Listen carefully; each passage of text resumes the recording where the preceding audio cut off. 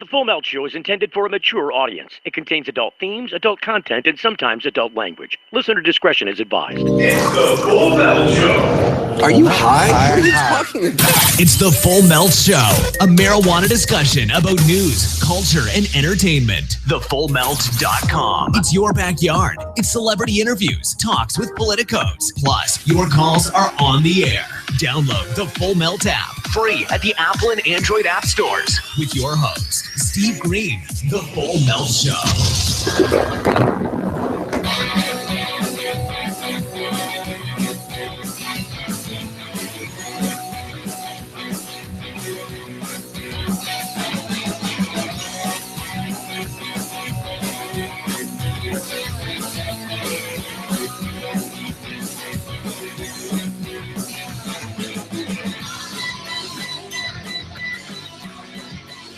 All right, welcome to the Full Melt Show. I'm your host, Steve Green. And it is the last broadcast day of the year. Wendy, are you there? Happy New Year to you, Wendy. Happy New Year, Steve. Oh, good Lord. It was like I was talking to R2-D2 for a second. Why? What happened? You'll have to hear it back. Am I pixelated again? It was pixelated, but like I said, it was like beep, beep, beep, beep, beep, beep, beep, blurb. I was like, I pissed off a robot. Don't piss off the bad robot. Ooh, bad robot. That's better than what is that? Is it Bad Woman? Well, Bad Robot's like a production company that does like TV shows. I forgot about that. Well, you know the Bad Woman thing, right? You know the Bad Woman thing, right? No. Tell me about the Bad Woman thing. Oh man, see now I'm not all queued up to make fun of it now. It's that's the thing with the guy that sings like a goat. Oh, don't do that to me. Don't. Please don't. I won't. I pray to God. I won't. I thought we were getting rid of that. I did. I'm just saying the song. That's the song that I used to make fun of, the AWOL Nation song. I could never understand what he was saying. I never knew what that guy was saying. That's because he was doing a number two while he was saying it. That's why. Oh no. But, anyways, welcome to 2017, folks. Hey, it's going to be an interesting year. There is so much going on. Have you seen all the stuff going on? I've seen some stuff going on. Are you down with what's going on? Are you down with OPP? I'm down. Yeah, you know me. People, you know me. We are so old. I know. We are so old. It's so bad. I literally have turned into the guy I used to make fun of. I know. But this is why you're supposed to have children at this point, though, because that's their job. You know, in my day, we used to type on a typewriter, and if you made a mistake, you rubbed your fingers off trying to get it off the paper, and then you screwed up your school report, and we liked it. That's how it was. Can I tell you, I learned on a manual typewriter and went to state championship on a manual typewriter. Isn't that weird? Oh, see, now you really are showing how old you are. I'm really old. Yeah, but they had electric, but in high school, they taught me on a manual. And then they had this business club, and you could actually compete in that category. Really? You could compete in typing? And I won, and I went to the state championship at the Renaissance Center. Typing is a competitive sport? It is. There's a business office education club in high school you can join, then you can compete. Is it a recognized sport in the Olympics? Can you get a gold medal in typing? I did get some sort of certificate, I believe. You did? Is it like it is nowadays where you get a certificate just for thinking about maybe signing up? Hey, you get a certificate for that. Thank you for participating. I won. You're a great person. I won. Nope, I won. I got third place locally, went to the state championship, and my roommate went to nationals and won nationals. So go team. I think part of what you see displayed in, the economy of the day, in the quality of our workforce, it's displayed, I think, in work ethic. I don't think any of these things really exist anymore. If you go up to somebody who was born in 1984 or afterwards and ask them what a work ethic is, they'll look at you like, what do you got, 3 heads? Which head do I talk to? because they don't understand what ethics are. They don't understand, to have a work ethic, to say, I'm going to show up every day. I'm going to do my hardest, because the harder I work, the more the company makes, and the company makes, the more valuable I am as an employee, and the more money I make as an employee. Well, that's when we used to be rewarded for working. Now you're just considered a cog in the machine to make the corporations money. It's not people had ethics and pride in what they did because they were actually making things and providing services, and their company rewarded them with pensions and good benefits. Now you're just supposed to work for $7 an hour and be happy. Well, I mean, they would, in a perfect world, they'd like you to work for less than $7. If they could get away with making you work for less than $7, and they can if they move your job offshore. It's just really hard to move the fast food worker jobs offshore. That's all I'm saying. It's hard to move doctor jobs offshore too. Well, but if they could get those guys to work for cheaper, they would too. And if they could funnel you into a doctor's office in another country and get away with calling that American healthcare, they damn sure do that as well. They would spend they would spend the money to get you to Mexico or Canada to go see a doctor there, and pay them the pittance that they could survive on in those places. And then say, hey, we provided you American healthcare. Look at our awesome American healthcare system. How cool it is. That at the end of the day, I said it again. I promise it's a New Year resolution. No more at the end of the day. That's it. When you stand back and look at this, we gave you your healthcare dollar at a cheaper rate because of competition and good old-fashioned American screw you ingenuity. Well, and they can do these things cheaper. Like a hip replacement in Spain is $7,000, and here it's like $45,000. So, I mean, there are people doing it where they don't have these bloated corporate welfare insurance companies being the middleman. We don't need middlemen to administer our health care. Right. Bottom line. That's my little phrase, and I'm keeping it. That's the one you're sticking with. I'm sticking with it. So, when you start talking about people in the modern day, like this is how the millennial generation is raised. And I think it's not a fault of their own. I think it's a fault of their parents. I think this is bad parenting. When you start to nerf the world and protect your child and give them anything that they want, and tell them how good that they are, and tell them what great people they are, even though they were ugly that day, or coddle them. And can I give you the best example? Wait, let me finish the thought, please. And then also on top of that, tell them that they can have whatever they want, and that they don't really have to work hard, or they don't have to show up, or they don't have to. And then they get out in the real world and they find out that all those things, in fact, none of those things are true. Bear with me. I'm sorry, Wendy. And hold your thought, because we'll come back after the break and get it out. I want your opinion. I'm not trying to belabor you. But they get out in the real world and they start working at a job and they find out that they're depressed at their new job and they want to quit. And the whole reason is because it's not like that at all. They've been deceived this whole time. It's like, bringing Santa Claus into the workplace. It just ain't real. Getting the full melt. Your pets aren't just animals, they're members of your family. That's why we are excitedly wagging our tail about our hemp-based product that caters specifically to your best friend. Hemp oil drops are great for aging as well as active dogs and cats, and really all kinds of pets. Hemp oil drops are made from virgin, cold-pressed organic hemp oil. Our extraction process ensures the highest quality oil for your pet, with superior taste, smell, and nutrition. We hold ourselves to the highest standards, never using heat, chemicals, or preservatives in making our hemp oil products for pets. Pick up a bottle of hemp oil drops today at select retailers or online at hempwell.com. Hempwell, hemp health for pets. If you missed the last Full Melt show, You missed a lot. Yes, sir.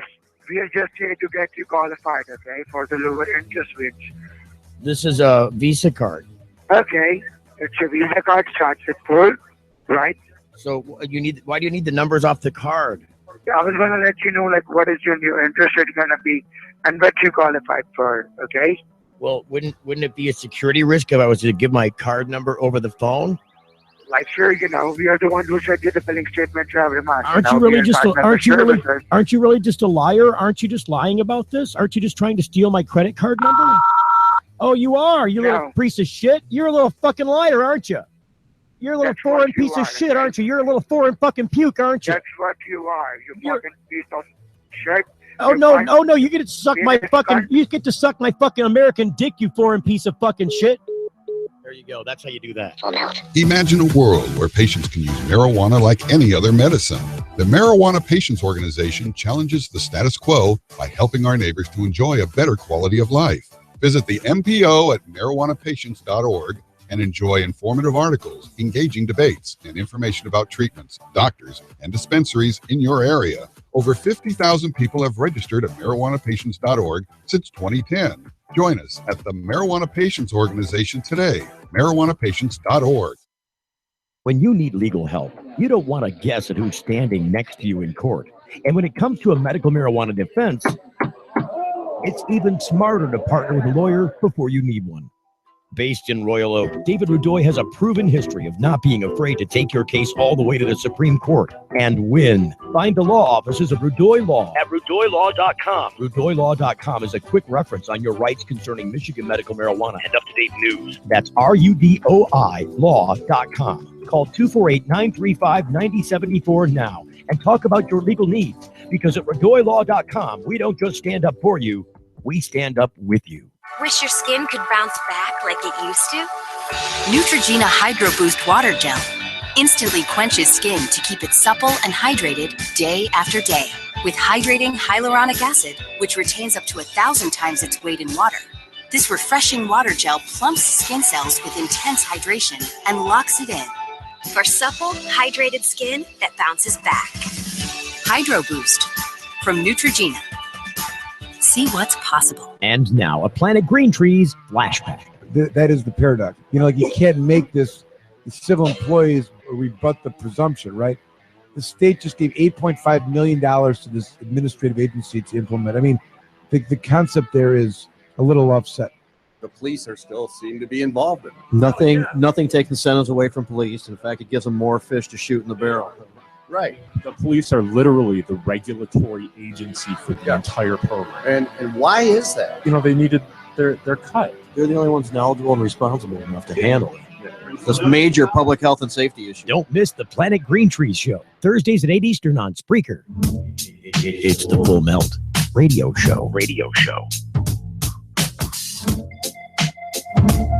You can catch us here Monday through Friday from 7 till 8 p.m. Eastern. I wish I found some better sounds no one's ever heard. I wish I had a better voice. With me on the phone is Wendy.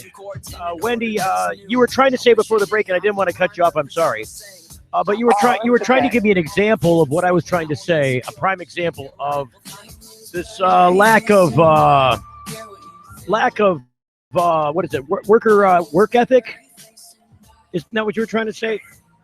Yeah, I can't hear you real good to the music's overseas. All right, the music's dying now.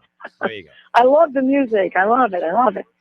Well, as an example, and I will preface this, there was more to this story that I found out later, but on my Facebook feed, someone posted a picture of their son's car and said he's out there driving by himself today. Please be careful.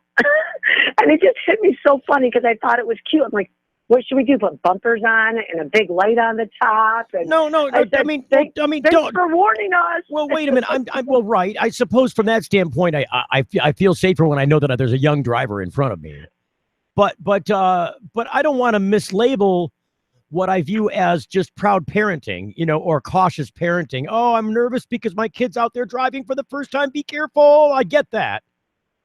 Yeah. I don't want to mislabel that as the same thing that I'm talking about, because it is a form of the nerfing that I'm talking about. This helicopter parenting, this micromanagement of kids, and I'm not saying that you shouldn't be cautious with your kids, and they're the precious angels and all of that stuff. But you can still have all of that, but there's an appropriate place for realism when you're talking about raising children, because when you coddle them like this, when you put them in a place where they're only getting this nurturing, constant when do they meet the real world? what happens They never do. Well, no, they do. They inevitably do. And when they do, they become depressed and they're on drugs because they need, they're depressed because they can't figure out why their lives don't work. And the answer is you were never taught a work ethic. You were never taught that there are responsibilities and that if you don't hold those responsibilities up in life, that they'll come back and bite you in the ass. It's not karma. It's just sowing your own, field. If you don't tend the field, you can't reap anything from it. And these kids were always taught all their lives, you don't have to worry about anything because, we'll always have their, if worst comes to worst, you can live in mom's basement. And that might be true until mom's gone. And then who's paying the mortgage then? I mean, that's what's going on right now. Well, a lot of this has to do with our economy and the lack of support in general society, that half of America's poverty level. Well, it's half poverty level because we become a consumer economy rather than a productive economy. We're no longer manufacturing things. We're no longer producing goods and making things that the world needs. All we're doing, we're just a service economy. We're just, just the things that we're consumers. We're just the things that we need to consume every day. Oil, gas, food, paper, stuff, services. I mean, we're a service-based economy now here in this country. And how many people can give each other haircuts? We can't all go around giving each other a haircut and calling that a job. Well, it's frankly not. I mean, what has to happen in this country is this country needs to rethink a couple of things. It's got to start with politics and weeding money out of politics. It's got to start there, because if you don't, then when you start working your way up into the education system, which are elected positions and local positions, you've got problems with the public education system completely failing us. And then they want to blame things like the drug war. Oh, it's the drug war. It's these gangs and drugs and all this stuff. No, it's not. It's bad parenting.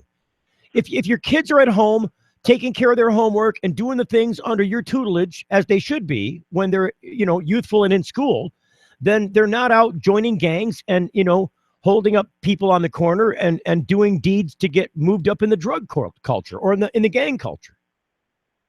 I mean, we're getting way asunder from our point here. I mean, we are, but we're bringing it back around. Well, it does have a comeback around point, because when you look at the broader picture with the marijuana economy and what's coming on board here, I mean, there are a lot of people. I know, just as a guy that's been a businessman, an entrepreneur, who's had to hire people to do jobs for a decent wage.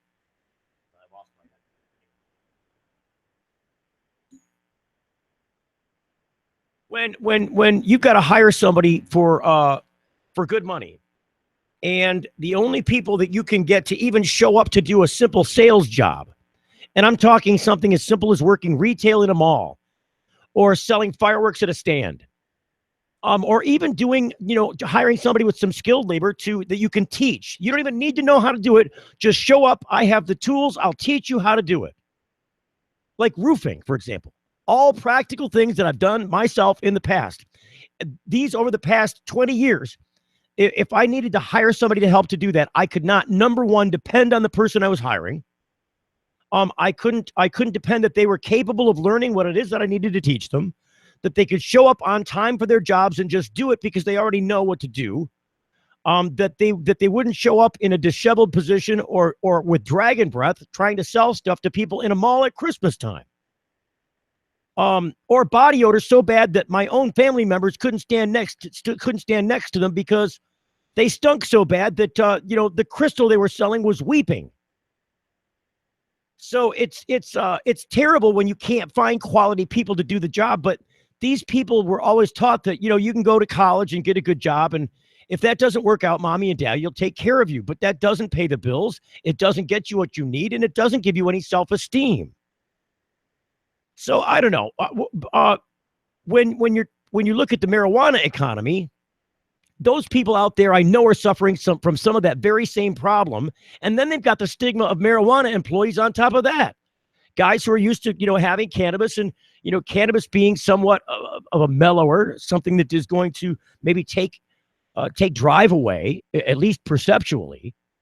Because I do cannabis every day, it doesn't take my drive away. I still get up and I do what I've got to do for the day. I mean, I still have a job to do at the end of the day. I hold myself to that standard if nobody else does. People today don't do that because they've got nobody driving that train. And it's difficult to employ people in a new cannabis economy if you can't indeed trust that their value of their jobs enough to show up to get $10 or $15 an hour to do trimming work, or to sell cannabis at a dispensary, or to work products at a sales event. So, I mean, even the jobs that are being put together in the new economy, unless you're at the head end of that job, at the boss position of that job, you're not getting much in life either. So I think that we need to rework some things politically beyond just cannabis reform. If you intend to have a good stake in the game, you better be willing to roll up your sleeves and contribute a little bit more than that. Hold yourself to a higher standard. Surround yourself with people who know more than you and that you hold a high esteem to. And soon you'll find that the things around you get better, and your perspective changes and your drive changes. And suddenly life is more exciting and worth living because you've got something in the future to look forward to because you've designed it that way. Kids don't know how to do that nowadays. This business with the news and social media, and this is another issue about, it's a modern day problem. It's one that didn't exist 20 years ago. The fake news factor. The idea that, people in Russia are being blamed by our intelligence officers for having meddled with the last U.S. election to the effect that it might have changed the results of the election. I mean, this is scary stuff at the end of the day. Oh, I said it again. When you stand back and look at it, that's scary, scary stuff. If you can't tell what's news and what's not news when you're going to a news source to feed yourself, you've tainted the well from which you're drinking. You don't know if that water's good or not. You don't know if the news you're reacting to and responding to is satire, a joke, meant to inspire. Was it news at all? Was this just wholly made up just to get you to click on it because I get advertising money for it? That's 90% of what it is. Changed. Well, a lot has changed. I'm saying something The needs. law, though, changed on that. They don't even have, used to be required, whatever you reported at news had to be factually accurate. Now there's been a case that says, nope, it was with Fox News. And they said, nope, you don't have any requirement to even tell us the truth. So they're basically infotainment. Well, from a legal standpoint, no, but from a liability standpoint, one might think you do have some liability. I mean, that is what the law is about, is liability. And the court said, no, you have no liability and no responsibility. Maybe it's an ethical, a moral thing, but there's no legal requirement for them to give you the facts. Right. Or, quote, what we used to call the news. Because nobody's defined nobody said there's any law about news. Nobody's ever defined that, hey, this is how the news must be. You must have these credentials in order to report it or call it news. If you're doing a live report, it can't be faked. It can't be bolstered up with lies and propaganda. See, this is, the regular news outlets, the CNNs of the world, the Foxes, the ABCs, NBCs, CBSs. I don't know about Fox. I can't say for sure about Fox. I've never worked for them. I've worked for all of the others. And I can tell you that they have news standards, despite what people may think, that they do vet stories. They do check things out. They look at details. They check facts. They don't always participate to the degree that you'd want them to because it's not that viable as a commercial story for them. But they do check facts. They have ethics. They won't report something that isn't news for the liability factor alone. If you report something about somebody that isn't true and it affects their business, you can sue them for libel. Yeah, maybe it wasn't factually accurate in the news, but it also was factually inaccurate about somebody and you defamed them. And there is a liability attached there. It's called defamation.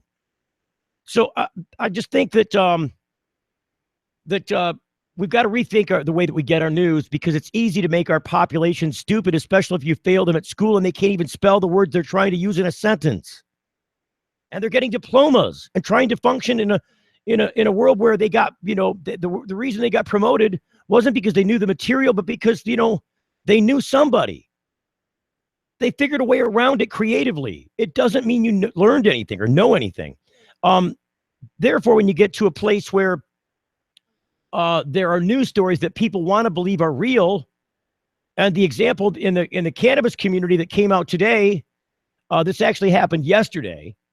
I saw that one of my friends had posted a picture about TGI Fridays, and it was on Facebook, and they said this is at the Novi. It's a local community, TGI Fridays here in Michigan, And there's a picture on the sign at what clearly is a TGI Fridays door that looks like it's from management. But it's posted on the door and it says, notice that management, the TGI Fridays will not serve or seat anybody that has a strong marijuana odor. It said, thank you, management, down at the bottom. Now, what was suspicious about the image is that when you look at the picture, there's nobody in the store behind the picture. So it's my estimation, it's my surmise based on my little Spidey Tingle news sense. Now, I haven't vetted this at all, but I can put two and two together. Chances are this TGI Fridays was closed when somebody else hung that sign on the door and took that picture. That's what I think somebody did. Just as either a joke or to, it's clickbait. Look, I got some people to talk about it and it worked. People are talking about it. Was it true? We don't know. I highly suspect that TGI Fridays would never allow something like this to happen. Ever. And I just fact checked what I said, and I was incorrect too. So I just now, I told you about this Fox News thing because it was a case in Florida. I just read up on it, and I want to retract what I said. It's exactly one of those things. Exactly what you're talking about. It's difficult to if you can't if you can't go to the news source yourself, and find out from the horse's mouth. You've got to be highly suspicious of what that news story is, says, or purports, reality to be. Because the people are already suspect of the regular news, so they're looking for alternative sources. The problem is that the alternative sources have zero ethics and only a cash reason to tell you anything that they can sell you. Which is, if you want to hear that, Obama just joined the KKK, they will sell that line to you. I mean, that's what's going on right now. And this is why it was so easy, I think, for the Russians to sneak in under that veil and say, oh, no, we're just one of them. We're just one of those guys. News. Hey, check it out. Look what we found in the email servers. Look what everybody's really doing when everybody else is paying attention and lying to you in public. Look what's really going on. That's what the Russians were doing. And they were doing it to manipulate people's perception of what's happening. And they were successful, I think, in doing that. Yeah, but it's not like the Russians hacked our voting machines. They just told us what the Democratic Party actually did. Right. And the person who did that was Wasserman Schultz, and we did nothing to her. Yeah, but how come we're not doing something to her? Here's the other side of that, though. The Republicans were doing the same stuff. And the Republican email servers were hacked as well. They just weren't reported on. You see what I'm saying? The stories weren't made up about them on the internet. Nobody disseminated that stuff. It was only the one side, and it was meant to manipulate. A proper journalist would have said, look, we've got inside information from inside sources. We won't tell you we hacked into it. Normally, journalists wouldn't do that. But if they've got inside information, they would get it from both sides before they'd report it. And then they'd make sure that it's accurate, and then they would tell you both sides. That's what a journalist would do. But that's not what happened here. These stories were made up about one side and one side only, even though we've got evidence they hacked both. And there were a lot of juicy things on both sides to talk about. It's the only ones that got talked about were the ones that mattered to the Russians. The people that did the hacking. The problem is that just like Obama's done with all his whistleblowers, he diverts from the real issue. The real issue is not the Russians. Okay, I'm just saying on this story. I'm just trying to bring it around and understand what you're saying. Like I'm trying to clarify my own head where we're going with this. Is that people are being led to believe that our election was, quote, hacked. It was not. The truth was released by WikiLeaks, and the Russians had stuff to do with that. Right, correct. If you look at the details of the minutia of what's happening, that's what happened. However, when you talk about the broader picture, and it is, I can't argue that the headline isn't factually incorrect. Our election was effectively hacked. It was hacked through trickery. It was hacked through means that you don't talk about in the headline. You talk about in the lower story. But when you start talking about the headline, the Russians hacked the election. That's a factually accurate headline in my estimation. Now, do I have personal proof the Russians did this? No. Have I seen what the CIA and our intelligence officers have seen? No. But we know through other news channels, other factual bases that I can check on, that's what's going on. So it's really easy, though, for people to confuse this and say, you know what? I like the new president we've elected, and I think and that might be all true. But you can't belie the idea that what at one point in time, in a very recent point in our history, was our chief opponent on the planet, the gain of power and wealth and territory by the Soviet Union. suddenly now is okay if the implication is made that they somehow affected our current election because we're too, mesmerized by the fact that something needed to happen. We needed some kind of change. I'm simply suggesting that that change shouldn't come at the hands of Vladimir Putin and the likes of him or Donald Trump and his minions, because wait until you see what happens when those guys get a hold of the game and they're about to get that entire football tossed their way. Getting the full melt. Your pets aren't just animals, they're members of your family. That's why we are excitedly wagging our tail about our hemp-based product that caters specifically to your best friend. Hemp oil drops are great for aging as well as active dogs and cats, and really all kinds of pets. Hemp oil drops are made from virgin, cold-pressed organic hemp oil. Our extraction process ensures the highest quality oil for your pet, with superior taste, smell, and nutrition. We hold ourselves to the highest standards, never using heat, chemicals, or preservatives in making our hemp oil products for pets. Pick up a bottle of hemp oil drops today at select retailers or online at hempwell.com. Hempwell, hemp health for pets. Attention. Get ready to write down a very important number. Michael does not know how to fail. Second place is loser. If you have a medical marijuana case and need legal representation, call the best, attorney Michael Camorra. He's very passionate in the courtroom. Getting the best outcome requires quick legal action, and it needs to start with one call, toll-free to attorney Michael Camorra. 800-656-3557. Write it down, 800-656-3557. Michael Camorra gave us our life back. Attorney Michael Camorra. Vigorous criminal defense. Play-Doh compound can help kids practice communication skills. Start by presenting the visual of the letter or word. Then ask them to mold the Play-Doh compound into the shape of the letters. It's an effective way to foster speech and even writing. Ram trucks are reaching new heights when it comes to capability and efficiency. The Ram Heavy Duty is the most capable full-size pickup on the road today. And the Ram 1500 is the most fuel-efficient full-size pickup ever. So what does that mean? It means Ram trucks are built for the long haul. Ram, America's longest-lasting pickups.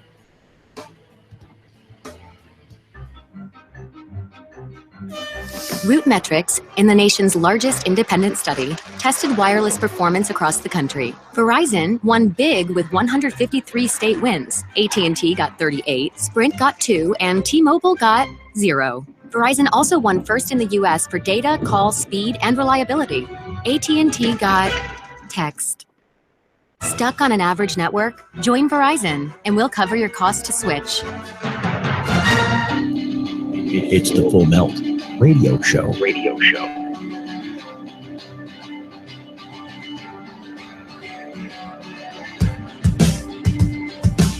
Sure and certain. There's a lot of things right now that I'm surely certain about. Full Melt Show. Other ways I tried to change happening past leaving me there. Welcome back to the show, Wendy. Hello, Wendy. We'll wait for the music to end, but in the meanwhile, let me just remind you, this thing that I say about the confusion about news, what is news and what isn't news, is a really important thing. And I think historically people will agree with me. History will agree with me when we look back at events in the future. That part of what may be America's demise is our own population's inability to discern, to figure out what is, to separate fact from fiction. Because if we put you in a world where you can't separate fact from fiction, you might believe one for the other, you're wrong at least 50% of the time, assuming that both are there in equal parts. And so, we can make you functionally dysfunctional. We can make you dysfunctional simply by confusing you about what the reality of the situation is.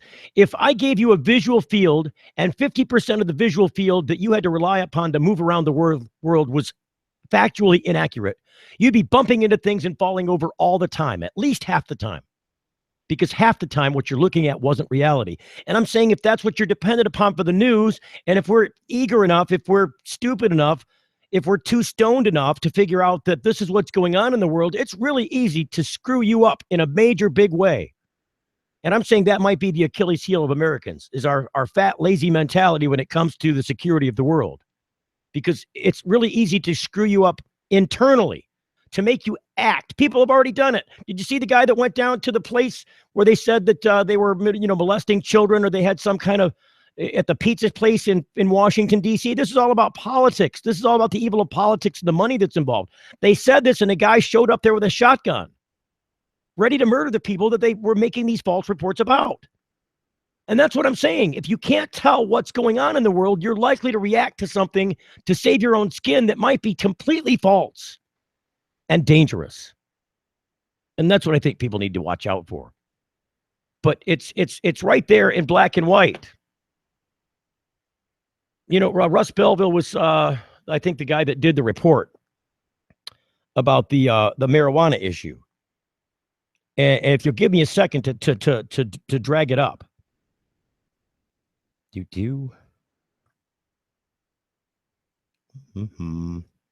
TGI Fridays location posts unsanctioned no marijuana odor sign.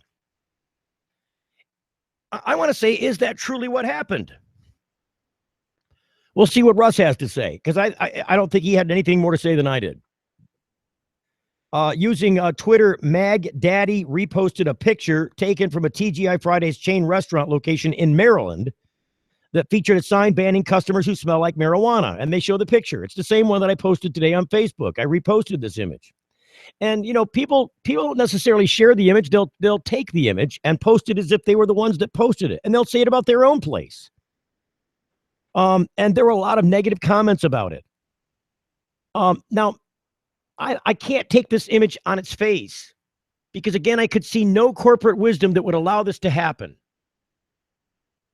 I don't think you can hang a sign on the door of a TGI Fridays that corporate hasn't signed off about. And if they allow that kind of thing to happen outside of policy, they're fools in the corporate game. They got a lot of money and people's income on the line over something like that. And although that may be your policy internally, maybe that's what you practice, it's certainly not something you'd hang politically as a sign on the door of an establishment that's open to the public, especially in states where they allow marijuana use for medical use. So the idea that this story would even take that this story is truthful in any fashion is beyond me. But what kind of management or public relation geniuses do you have to be to drive stoners away from your restaurant that serves cheap appetizers, says Russ Belville in his article, posted yesterday on weednews.co. We can understand that the strong smell of marijuana isn't appreciated by everyone. That's not the issue. It's the singling out of marijuana smell odor to be banned for the public diner's benefit that raises our hackles. And, it goes on to defend that position. And I'm just saying, aren't you, Russ Belville, part of, in writing this news story, incorporating it into the real world news? Because I think Russ is a good guy. I think a story about this is important to talk about. That's why I'm bringing it up on the air today. But I think the writer of this story, from the angle that it's written, has fallen for the bait. I don't think this was hung by anybody at TGI Fridays whatsoever, because the answer to his question that he poses in the very first paragraph, what kind of management or public relations genius do you have to be to drive stoners away from your restaurant that serves cheap appetizers? The answer is a dead one. Because any living manager of a food establishment would never turn stoners away with a hungry appetite that are showing up with money and a need to eat. That's what you're there to do, is to serve that need. And Steve, right underneath that, because I'm looking at the same article to read it, is something that I already heard. That there's an article called "Druggies Like Carrie Fisher Dropping Like Flies." I've already had that reported back to me by a relative. Like, this is the danger of false news and the false narrative and propaganda. So in the first place, it's my opinion that this story by Russ Belville, although it's on the Google News feed as news, is indeed not news. It is opine. Because a real journalist, which I'm saying Russ Belville is not, he's an entertainer. Russ Belville doesn't come from a news background. I do. I come from a hard news background, a practical, real world, I've worked in major markets news background. And I'm just saying that this is not something that we would allow to fly in the newsroom of any radio or television station or, respectable journalist outlet that's in print, which they're dying quickly. but I understand that things need to modify that, but when you open up the vast public to masquerade as news journalists, when they don't subscribe to any ethics and are willing to report things that they heard and not that they've documented on their own and can report about. You create a dangerous world because 50% of or more, in this case, I think more of what you go on the news on the internet to find out is news isn't really news at all. It's opinion. It's labeled as news because there's nobody ethically saying you can't call this news. In a traditional place where they print the newspaper, there's the opinion section, which is, there's not many people that get a chance to talk opinion in the opinion section because it's short. Because it's just opinion. It's like assholes. Everybody's got one. But it doesn't necessarily reflect factual, information. It's just somebody's opinion about some issue. And that's more of what you're ending up with as, masquerading as news today than you actually have news. And then what the worst effect is that if that's the surge, if that's the thing that's trending is the thing that isn't news, now you've got major news people looking at this story and although they know it's not true, have to do something to compete with that falsity just to get you back to paying attention to their stuff, which is news. It's crazy. It's dangerous. This presidential cycle is just evidence of a very sick beast. There's got to be some congressional fix, I think, to what is factual information. What is vetted news? What do we consider credible news on the internet? Is there some kind of, special thing that needs to light up like the secure servers that do when you do MasterCard Visa so nobody can break into that thing? What do we got to do so that you enforce that? I mean, I'm just pondering. I'm just saying, what do you do to make sure that the news that you're getting is indeed news? Because if you can't figure out a way to do that, it's really easy to fuck you over. Yeah, and this is a societal issue. Like right now, we only have like 22 states in the whole U.S. that even requires our sexual education programs in schools to be factually accurate. We only have 22 states that require the facts you're giving about sex to be factually accurate. Well, how can we enforce news this is on our TV if we can't even teach our kids what the facts are? Again, the education system is completely fallible to the money poisoned election system. If you can't get the money out of politics, you'll not kill the poisoned education system, which is just, a glorified babysitter masquerading as an educator. It's not happening there.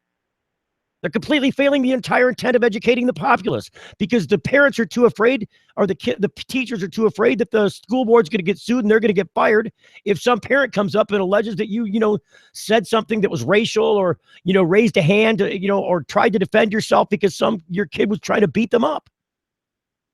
This is not you can't have an environment of learning when there's always this animosity, this threat of this omnipresent threat of potential violence that you can't control. And this is what we've coddled down to. And that's what I'm saying. This is all very dangerous stuff. Major things have got to change.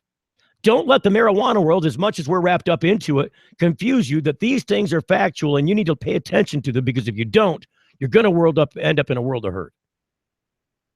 Yeah, because the first instinct when you told me that story was what I think a lot of people had was boycott. Like that's our knee-jerk reaction. Well, it's somebody obviously. People smell with marijuana. Whoever posted that image obviously had that intent, had some malicious intent against the company, because I just don't see them. The place was empty when they took that picture. Why would that be? Could be a prankster too. We just don't have the information at all. I'm just saying all the evidence that I see leads me to believe more suspect about this image being accurate than it being factual. If it was factual, you'd see people on the other side of that door in the restaurant doing what people do in a restaurant, eat and serve food. You don't see that in the image. You see an empty restaurant and you see this, picture on the outside door. How easy is that to fake? Let's just look at this. How easy is it to pretend that it's your local restaurant when indeed it was taken in 1 state away? Actually, when I look at it, it looks like there's a guy standing with his back to the door. Might be I can't see the picture that well. It looks like there's like where your hostess station would be. Kind of looks like someone is standing with their back to the door and their arm caught. So there may be people in there, but it probably was after hours and some kid went by and thought, oh, won't this be funny? Who knows? We could speculate until the cows come home. What I'm saying is that nobody's done the vetting on this to find out really where that image was taken and who took it with what intent. Because I can tell you it wasn't a journalist that took this picture. And that's what it comes down to. It's easy to knee-jerk react to some of this stuff in such a way that's very disruptive because you're very emotionally wrapped up into the outrage of what they posted when it just wasn't true. The outrage should be that you fell for all that shit. You didn't make sure that it was accurate before you reacted. And that's, I'm unfortunately saying to you, is how a low information population tends to respond. Reaction. Without thinking. They just take what they saw and respond. They repost it, they retweet it, they put it on Facebook, and then all of a sudden it's viral and it's the truth. If you say that's true. That's exactly it. Because, perception is reality. Whatever people perceive to be the truth it might as well be the truth because it's what they believe. So, it needs a hard, cold look, and people need to do something about it because if it doesn't happen, I'm just telling you from a strategist standpoint, from an art of war standpoint, if you know anything about the strategy of one power trying to overcome another power, one of the easiest ways, one of the things that you target in that strategy is food, water, and fuel supplies.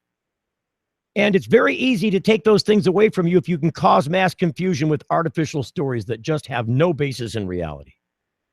And that's what I'm saying is the bigger threat. That's the ISIS threat that's infiltrating this country because of our own stupidity and laziness. We're not securing our borders, and we're also not securing our information to our populace. And that's just as dangerous, I say, because if you can get the populace to respond with falsities that you've thrown over the border through the internet, you can cause enough chaos and destruction inside by their actions through that confusion. And that's very dangerous, in my opinion. Nobody's talking about that today. Not a single person I know is talking about that, especially in the marijuana community. They're more interested in the strain of the day or, the nuances of one potent effect of a cannabis strain against another or what the latest gadget is. I'm not saying all that's not entertaining and fun. What I am saying is that it's less important than whether or not the information that you've reposted as news today on your feed was really true. Because you're right. The more people, the more I believe my friends before I believe some story on the internet. And if my friend reported it, God damn it, I'm going to believe it. And I'm just saying you shouldn't do it. Don't fall for it. All right. We're getting towards the end of the show already. If you've got some comment, if you want to feedback about this, if I've lit a fire in your belly about this subject, who knows? 248-278-8067. Wendy's with us on the phone. You're listening to the highly worldwide syndicated Full Melt Show. You're getting the Full Melt. And now a Planet Green Trees flashback. When do medibles have to be tested too? Is that also part of the caregiver? Nope, that's only for the. They have to be tested. It's only for the dispensaries. But there is a new restriction with respect to medibles in that patients can only make them for themselves. Right. And they've created new crimes for transfers outside of the caregiver. They're very specific. But, I mean, it's not. That's what we just talked about. It's no more harsh than the manufacturer. No. They can be transferred. The medibles can be transferred from the registered caregiver to the registered patient, but not beyond. And that's how they would expect you to interpret the law. Don't miss the Planet Green Trees Show, Thursdays at 8 Eastern on Spreaker.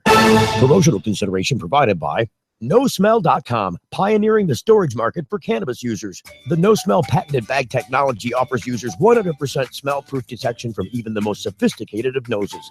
NoSmell.com, so nobody knows.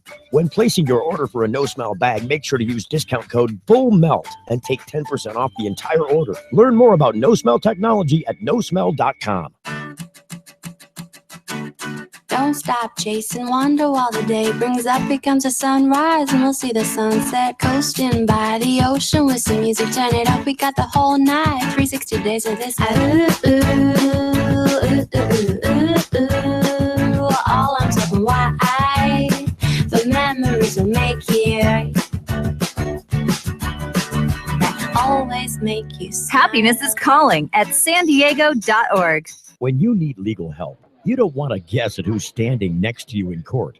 And when it comes to a medical marijuana defense, it's even smarter to partner with a lawyer before you need one.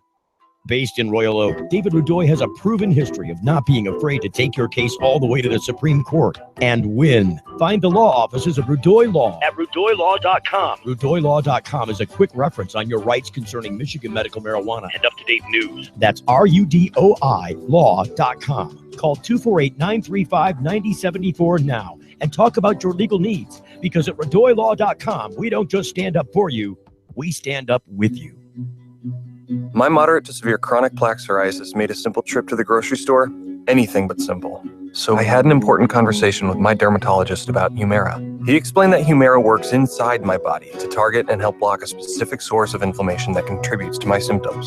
In clinical trials, most adults taking Humira were clear or almost clear, and many saw 75% and even 90% clearance in just 4 months. Humira can lower your ability to fight infections, including tuberculosis. Serious, sometimes fatal infections and cancers, including lymphoma, have happened, as have blood, liver, and nervous system problems, serious allergic reactions, and new or worsening heart failure. Before treatment, get tested for TB. Tell your doctor if you've been to areas where certain fungal infections are common, and if you've had TB, hepatitis B, are prone to infections, or have flu-like symptoms or sores. Don't start Humira if you have an infection. Ask about Humira, the #1 prescribed biologic by dermatologists. Clear skin is possible. It's the Full Melt radio show. And I take it all back, take it all back, take it all back. I take it all back just to have you. We're coast to coast, Monday through Friday from 7 until 8 Eastern Time. The Full Melt Show. And I take it all back, take it all back, take it all back. I take it all back just to have you. With me on the phone is Wendy. Wendy, it's a crazy coming new year. This is my favorite part of the show. It's the end. No, this is my favorite part of the song. I don't know why. That song is weird. It's one of those songs that has a mandolin sounding banjo in it. I don't know. So listen, I love it. This business with the news. Bill Maher is one of these guys that's polarizing. You either love him or you hate him. And another guy comes on. Now this is a comedian. This isn't a guy that's in the news. This guy is not a guy that's creating policy. He's not a guy that is looked at as an advisor. This is a comedian doing entertainment about politics. And they're writing a news story which shows up in my news feed.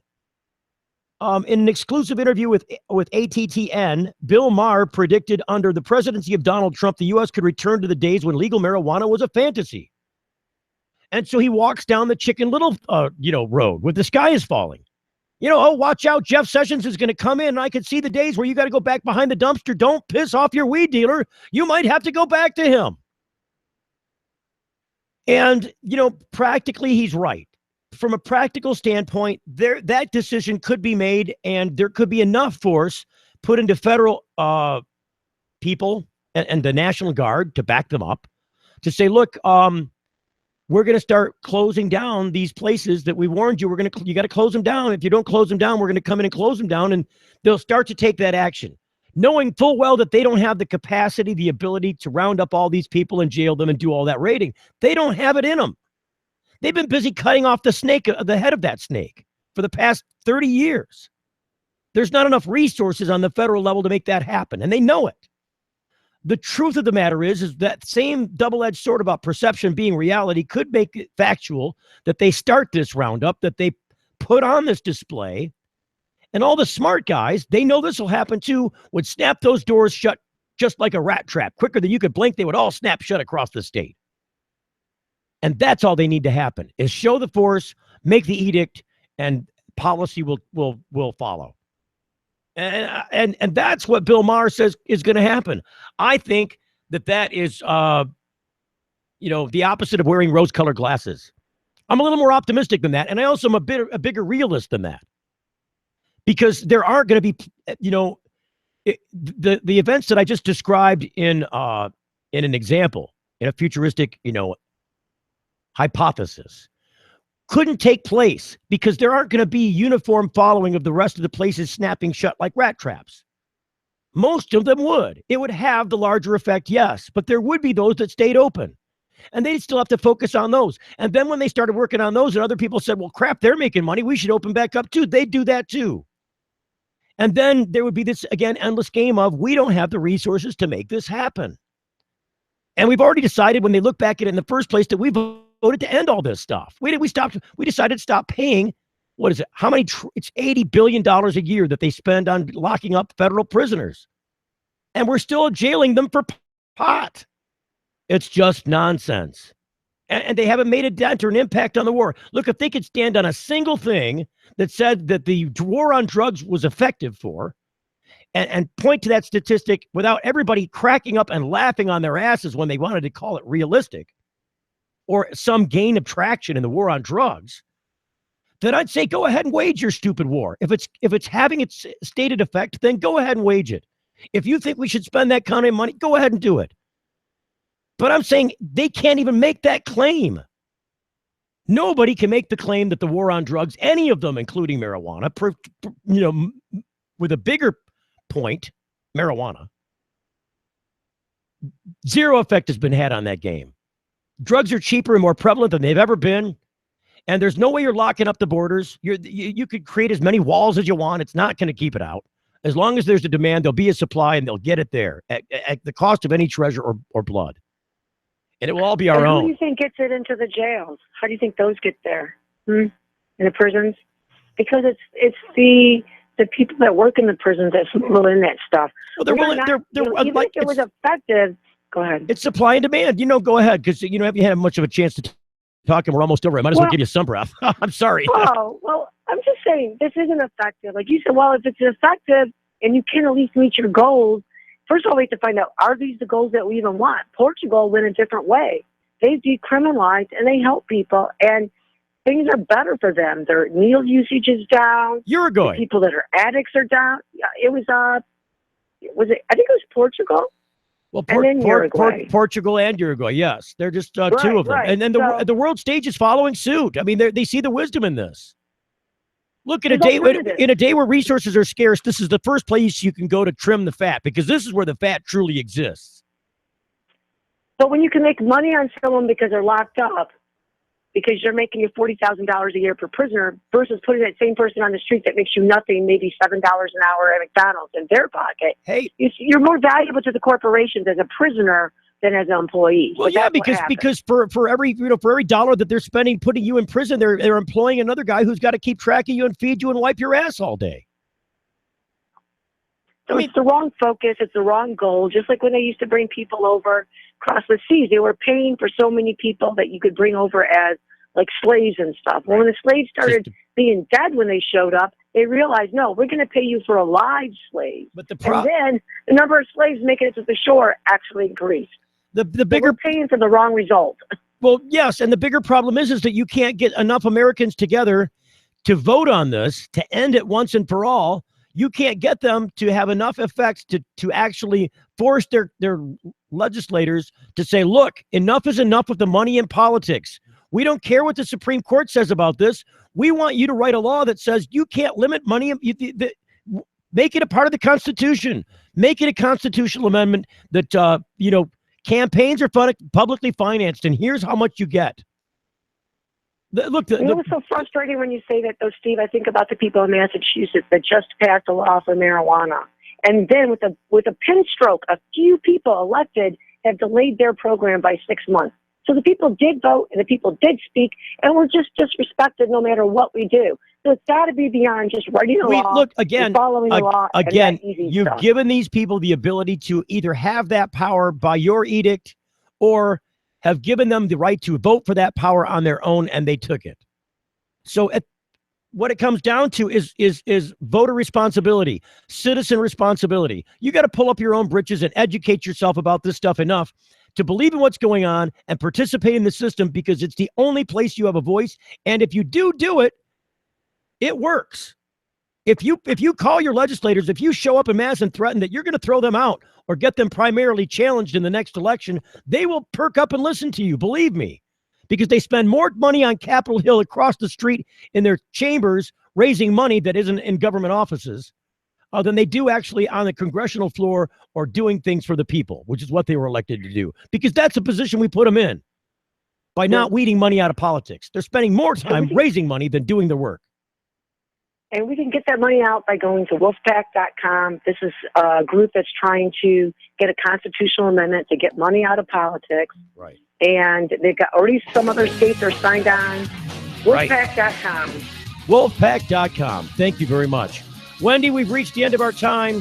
Thanks to our Facebook listeners. Thanks to our YouTube listeners. Thanks to our sponsors. And more importantly, thank you to you for joining us. We'll see you next year in 2017 on January, 4th, 3rd? We'll see you then on The Full Melt Show. The Full Melt Show is a production of TFM Media.